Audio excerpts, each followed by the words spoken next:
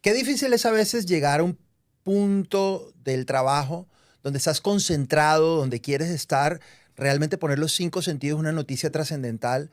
Cuando llega un compañero de trabajo, que no voy a decir su nombre, pero sale con un comentario, por mínimo que sea, y toda la seriedad se transforma en una carcajada. Jorge Bernal, gracias por hacer ese acto reflejo que ha hecho para mí uno de los grandes esfuerzos en mi vida profesional, que es tener seriedad cuando estamos hablando serio. Tú sabes que te quiero mucho, Lucho, y eso a veces lo hago. Gran placer de que yo te haga reír es lo que a mí me provoca de repente hacer esos chistes, a veces tontos y a veces un poquito más inteligentes, pero es a ver si te puedo sacar de tus casillas. No a nivel cuando estás en cámara, sino durante esos momentos donde la cámara no está en ti, hacerte reír de verdad es un logro. Claro, Jorgito, y tengo que decirte que, bueno, aparte de que te tengo mucho aprecio, te tengo mucho cariño, mucha admiración, porque no es fácil, llegar a ese tono donde la gente de la casa entienda un chiste o que tú estés trabajando en algo para que la gente se entretenga. Es realmente un talento muy importante. ¿Lo has tenido toda la vida? ¿Eso ha sido innato? ¿Ha sido trabajado? Yo creo que el único talento que tengo yo, ¿aquí se puede decir malas palabras o no? El único talento que tengo yo es hablar lo que ustedes saben. Yo puedo sentarme y hablar y tener una conversación de algo que a veces ni reconozco o tengo empapado el tema, lo puedo hablar. Creo que es un don cubano. Y lo otro es la agilidad mental. Ese sí creo que es un talento que yo creo que nací con él porque desde que tengo uso y razón siempre tengo una respuesta diferente a preguntas. Incluso me daba problemas con mi mamá porque a veces le contestaba y decía un comentario en un momento donde ella estaba acalorada y me causaba un chancletazo. Bueno, estás mencionando a tu mamá, que tengo el gusto de conocerla. Yo creo que el sentido del humor también puede venir de ella. Sí, totalmente. Es una persona mordaz, sarcástica, más medida, creo yo. Cuéntame un poco de ella y de tu familia, de tus orígenes. Cuéntame de dónde puede nacer, digamos, ese espíritu de comediante, podríamos decirlo, una persona que tiene el comentario sarcástico que nos hace reír. Yo, por suerte, vengo de dos familias con personas muy graciosas, de parte de madre y de parte de padre. Mi mamá son 8 hermanos, mi papá son 5 hermanos. Y de los 5 hermanos, creo que el más serio es mi papá. Para que tú veas, curiosamente. Mi papá es una persona sumamente dedicada, toda la vida lo ha sido, disciplinada, trabajador. Curiosamente, nunca fue una persona que me regañó. La disciplinaria en la casa fue siempre mi mamá. Mi papá nunca me regañó, nunca me dio un chancletazo, ni un cintazo, ni nada por el estilo. Mi papá solamente me miraba y yo sabía que era... pero mi mamá sí fue mi hermana, mi hermano, mi primo, mi prima, mi amigo, mi amiga. ¿Tu mamá? Mi mamá, porque soy el único hijo. Ajá. O sea, nunca tuve un hermanito con quien jugar y todo lo demás. Tenía mis amiguitos en la escuela y todo lo demás, pero en la casa ella era la que me ayudaba con la tarea, la que me hacía el almuerzo, la que me llevaba a la escuela, me recogía y todo lo demás. Y mi mamá es muy graciosa, muy graciosa. Tiene buena agilidad mental, tiene muchos chistes, una persona sumamente alegre. Mi papá igual, no es que no sea alegre mi papá, simplemente es que no tiene como que una vena humorística. Pero entre los 8 hermanos de mi mamá, creo que los 8 son graciosos, funny, de hacer bromas, gracioso. Y por el lado de mi papá también, menos mi papá y una tía, los demás también son muy graciosos. Así que de ahí yo creo que sale esta vena humorística. Ahora, consentido de mamá, por ser el hijo único, presumo que de pronto eres el centro de la vida de tu mamá, o cómo es sí. esa relación.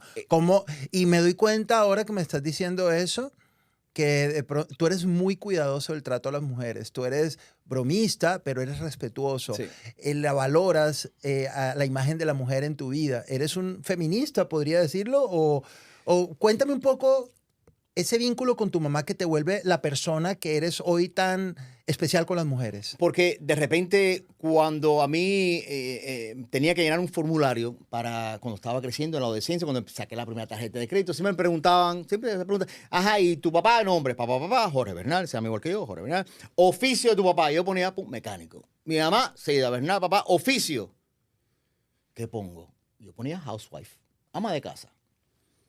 Y ese título a mí no me gusta mucho, porque una ama de casa no es una ama de casa, es una ama de familia, podemos decir. Porque como mismo valoro y agradezco todo lo que hizo mi padre de llegar a los Estados Unidos sin absolutamente nada, trabajar 3 trabajos, casi nunca lo veía, o sea, comíamos juntos religiosamente, pero él se acostaba temprano, se despertaba en la madrugada, tenía 3 trabajos, clases para aprender inglés, aprendió a hacer mecánica de aire acondicionado también para ganar un poquito más de plata y todo lo demás.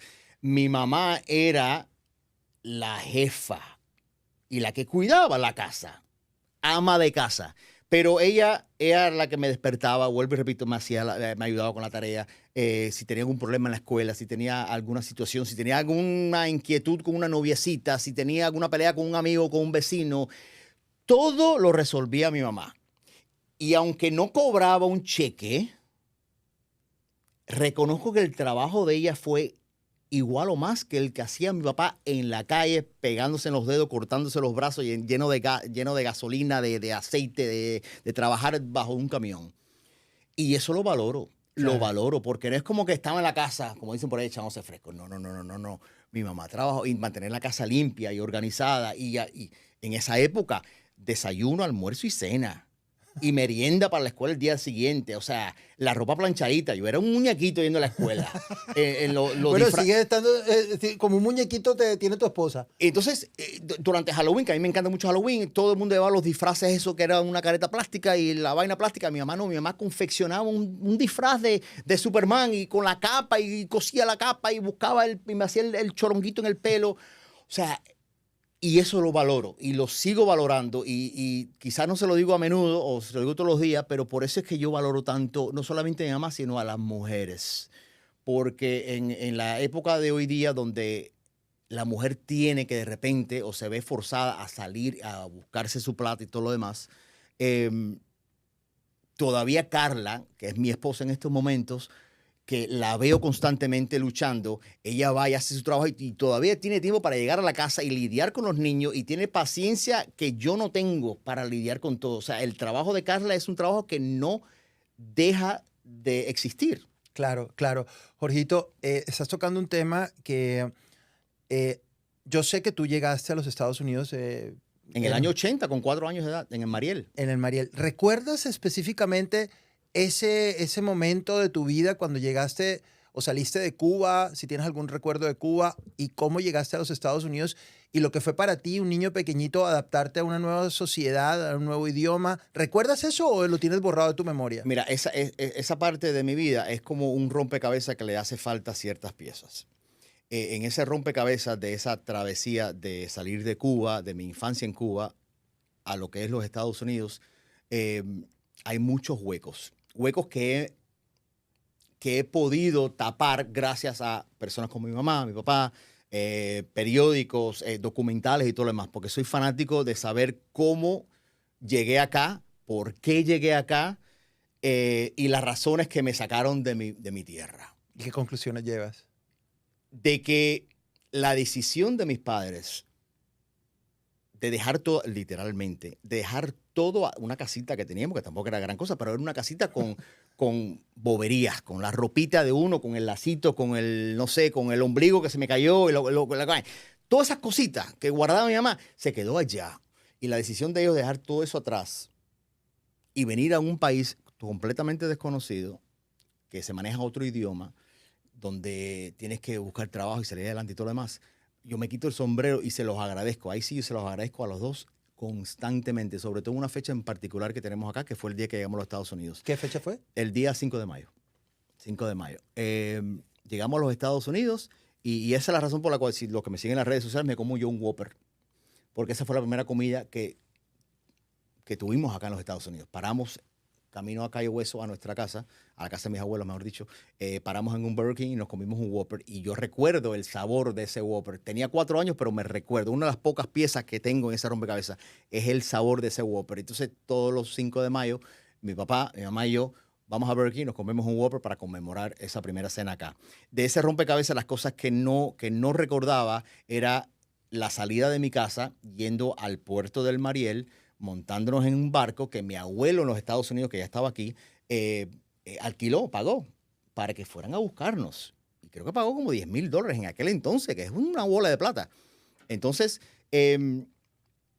hablando con mis padres, fui atando cabo. Mis padres me cuentan que en camino hacia Puerto de Mariel, muchos cubanos a favor del régimen le tiraban piedras a mi papá y me tenía él aquí agarrado como si fuera una mochila, pero al revés, tapándome de las piedras mientras que nosotros básicamente corríamos hacia el barco. Es una película. Y entonces le decía, piedra, y me decía, niño, piedras. No tengo cicatrices, pero todavía recuerdo las piedras pegándonos. Y mi mamá también, entonces mi mamá empieza a escuchar y empieza a llorar otra vez. Pero sí recuerdo vomitando en el barco, mi abuelo, que también estaba en el barco, quien fue a buscarnos para protegerme de la molotera de las personas que estaban en ese barco. Yo empecé a arrojar, a vomitar, y él me acostó encima de la parte de arriba, como que en el barco donde está el capitán, y me acostó ahí en el parabrisas. Y yo vomité, entonces levanté la cabeza como para evitar que mi cara se llenara de vómito, y mi abuelo que me ve, dice, niño, baja la cabeza para que no te pegues con el parabrisas. Y me bajó la cabeza sin saber que había vómito y... Y eso lo tengo grabado en mi mente. Entonces, esas son las cositas que recuerdo y muchas de las cosas que no recordaba, pues mis padres me fueron pues atando cabo y haciendo esa película. Una película no muy linda que digamos, pero el resultado no tiene precio. Claro que sí. Y qué maravilla que estés contando el resultado, a pesar de que también llegaste con tus papás, conmemoran todos los años el 5 de mayo con tu papá, con tu mamá, comiéndose una hamburguesa, recordando ese momento, pero tus papás se separaron. Mis padres se separaron. Yo tenía 17, 18 años de edad. ¿Y te dio duro? Mira, en esa edad,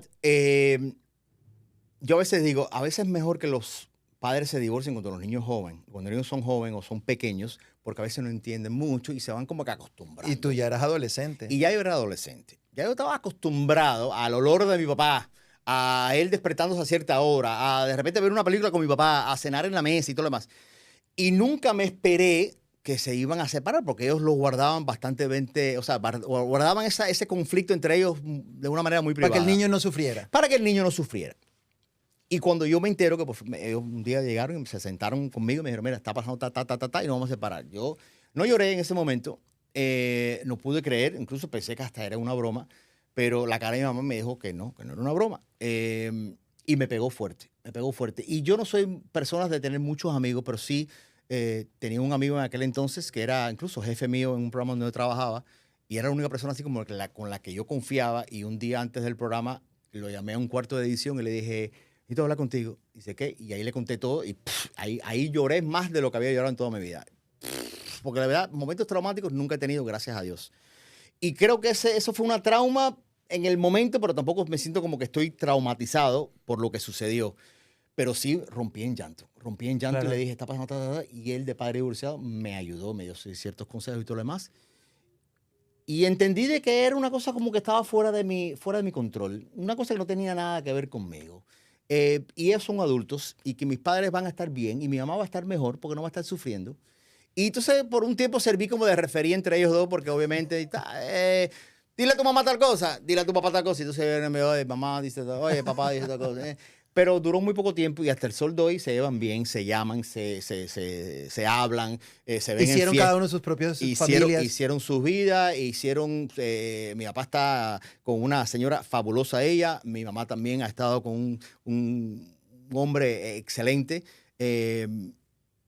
Y felices los cuatro, literalmente, porque de verdad se ven y se abrazan y se besan. Entonces, la primera que sucedió fuera como que, ¿qué está pasando aquí? Yo miraba así, entonces miraba a mi abuela me decía como que, tranquilo, y yo, oh, pero es rico, gracias a Dios. Claro, y precisamente por eso mismo, el que llevas de una manera bastante madura, civilizada, y que en medio de todo que tenemos que hablar en nuestro programa de televisión de esos traumas y dramas que siguen después de una ruptura sentimental entre una pareja donde los hijos son los involucrados, si hay algo que yo tengo que valorar también en ti dentro de las múltiples cualidades que tienes, es que eres un hombre de hogar, un hombre de familia, un hombre que se proclama feliz y orgulloso de estar enamorado de su esposa, de utilizar también sus redes sociales para saber y enseñar de una manera muy a lo tú cómo hay que tener viva la llama de la pasión y cómo veo a tu esposa tan enamorada como tú, tienes una familia bonita, o sea, tienes todo, Jorge, tienes todo. No me gusta pensarlo mucho porque también soy muy... Pero has trabajado por eso. He trabajado por eso y me ha costado de repente, pero soy de las personas que no le gusta, es una cosa mala que tengo, a veces, lamentablemente, el ser humano como que se enfoca en lo negativo y a veces no saca a relucir lo positivo. Cuando salí de Telemundo, era como que todo el mundo me hablaba de esto. Entonces yo de repente llegó un momento que dije, ¿sabes qué? No voy a pensar en lo negativo, voy a pensar en lo positivo, las puertas que se me están abriendo, la libertad que tengo ahora para... Y a veces a mí me causa problema eso, pero reconozco y le doy gracias a Dios todos los días por todo lo que tengo, porque realmente tengo todo, Lucho. O sea, yo se lo dije a Carla en un momento, yo cuando era pequeño, no recuerdo la edad, pero en mi adolescencia yo tenía una imagen de una mujer en mi cabeza. Yo era fanático de Wonder Woman, de Linda Carter. Eh, y, y tenía como que... Una fijación. Una fijación con un prototipo. O sea, me la menciono a ella como para que ustedes vean el prototipo, ¿no? Pero después, cuando ya fui madurando, empecé a armar en mi cabeza el prototipo de mujer que si tiene pelo negro, que si el color de su piel, que si los ojos, que si las nalguita, que si los senos, que si los muslos, que si las manos, que si corazón, que si la paciencia, que si su carácter, su personalidad. Y te lo juro por Dios santo, Lucho Borrego, que Dios me dio a Carla Birbrayer. Y se lo dije a Carla el otro día. Y me emociono porque... Coño, no soy de llorar. Yo he tenido suerte en el amor. No voy a decir que he tenido mala suerte en el amor. Yo he tenido suerte en el amor. Pero también he tenido mala suerte en el sentido de que soy una persona que se entrega por completo y eso es un arma de doble filo. Es bueno cuando estás con una pareja, pero cuando te quieren hacer daño, literalmente estás sin un chaleco de antibala y te pueden herir. Y me han herido. Y encontrarme con Carla, ella es mi chaleco. Jorgito, y por eso es que son cosas como estas que uno no se esperaba, porque el tipo que me hace reír todos los días me está haciendo llorar a mí también. y sobre todo saber que tienes un hogar tan bonito, un hogar que en esta temporada me imagino que hay una confesión que quiero hacer. Cuando estamos en el programa y tenemos actividades que por nuestro trabajo o porque somos un equipo bastante unido, a veces nos cuesta trabajo convencerte a ti porque tú tienes de verdad un castillo encantado, donde tu familia es tu refugio, donde tú sales, no ves la hora de salir corriendo para estar compartiendo con los tuyos. ¿Qué haces tú en tu casa? ¿Cómo es un momento ideal que una fecha cualquiera como estas que estamos pasando de los holidays se puede volver un día a día en tu casa? Es que yo tampoco creo que estar en mi casa es estar en Disney. Porque tampoco hay días, obviamente, que no hacemos nada. Gran parte del día, de los días no hacemos nada. Pero yo aprendí muy joven, yo siempre tuve trabajo, gracias a Dios, siempre empecé a trabajar en la televisión desde muy joven y me di cuenta de muchas cosas acerca de esta industria que es muy traicionera. En cierto sentido, tiene sus lados muy lindos, gracias a Dios, y tiene sus lados no tan lindos. ¿A qué me refiero? De que desde muy joven di todo, cuando pude, di todo por la industria, por mi trabajo y todo lo demás. Sacrifiqué muchísimo para ir a fiesta, ir a eventos, ir a esto, hacer lo otro, viajar a tal sitio, entrevistar a tal persona. Y hoy día me doy cuenta de que lo más importante es la semilla. No es tan grande que crezca el árbol. Porque sin esa semilla, ese árbol no va a crecer. Y yo considero mi hogar, mi núcleo familiar, mi esposa, mis hijos, esa semilla que tengo que cuidar por encima de todo. Entonces, si tengo la oportunidad de ir a, no sé, un evento, digo, cónchale, para ir al evento tengo que buscar una nanny. Porque tampoco me gusta salir sin Carla. Entonces, me gusta ir con Carla. Entonces, para ir con Carla tengo que buscar una nanny, buscar tal cosa. Cónchale, la niña tiene mañana que si cheerleading, que si... Entonces, me pongo a pensar, cuando vine a ver, digo, no vale la pena ir a una fiesta. ¿Para qué? Para hablar la misma gente, para el chichar. Entonces, digo, ¿sabes qué? Me quedo en la casa. Claro. Y me lo disfruto. ¿Cómo disfrutas estas fiestas? ¿Cómo disfrutas? ¿Qué es lo más típico Jorge Bernal? Porque no puedo creer que una persona que tiene un sello característico tan fuerte de su personalidad, donde uno sabe que va a salir Jorge con algo que es típico de Jorge, no tenga en estas fechas de Acción de Gracias, de Navidad, de Año Nuevo, no tenga algo que sea tan típico de ti, que sea casi que el sello tuyo en estas fechas. La unión familiar. Desde joven, mi familia siempre se ha unido en las fechas, obviamente, de Thanksgiving, Nochebuena, Navidad y todo lo demás.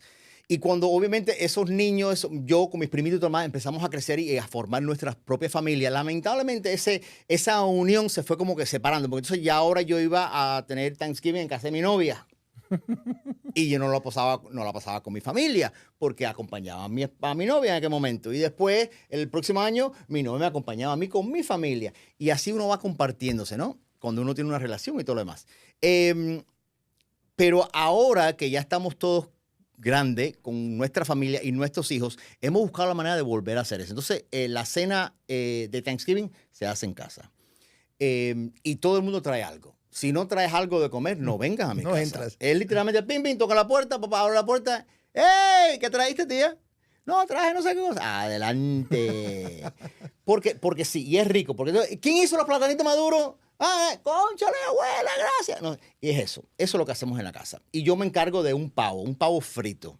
Porque no soy amante del pavo y no hago lechón porque no he aprendido a hacer lechón todavía.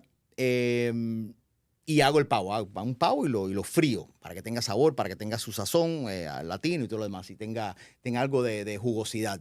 Y eso es lo que hacemos para Thanksgiving. Y para la Nochebuena, ahí sí a veces vamos a casa de una persona, de algún familiar, de algún tío, que sí hace un lechón en casa, a lo tradicional cubano, en una caja china o en un hueco en el piso o lo que sea. Y la pasamos en familia igual. Claro, claro. Jorgito, nunca pensé bueno, siempre yo creo que conozco a las personas y más aún cuando las entrevisto. Hoy me dejaste speechless. Te agradezco que me sigas sacando emociones. Porque al final del día, qué maravilla cuando uno le produce emoción a alguien que trabaja en la televisión. Este negocio que digamos que cada día tiene más limitantes, hay que transmitir sentimientos. Una risa o una lágrima. Y hoy lo has hecho las dos. Y te lo tengo que decir.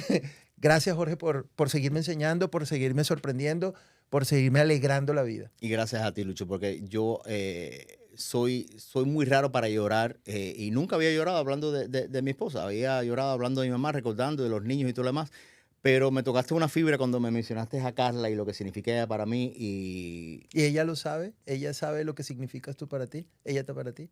Yo se lo he comentado y ella me ha comentado, o sea, hemos tenido conversaciones así bastante profundas, bastante deep, donde sacamos así como que nuestros sentimientos así, pero crudo. Y hablamos de lo que nos gusta y lo que no nos gusta y cosas así. Conversaciones deep, tipo psiquiátricas, así, pero entre los dos. Pero nunca había llorado. Pero ahora pensando en las conversaciones que hemos tenido y todo lo demás, no sé, me tocaste, me llevaste por un camino ahí donde te agradezco porque como que reafirma lo que hemos creado ella y yo, la familia que tenemos y lo que ella significa para mí, el amor que tenemos. Muchas gracias, Jorge. Gracias a ti, Luchito.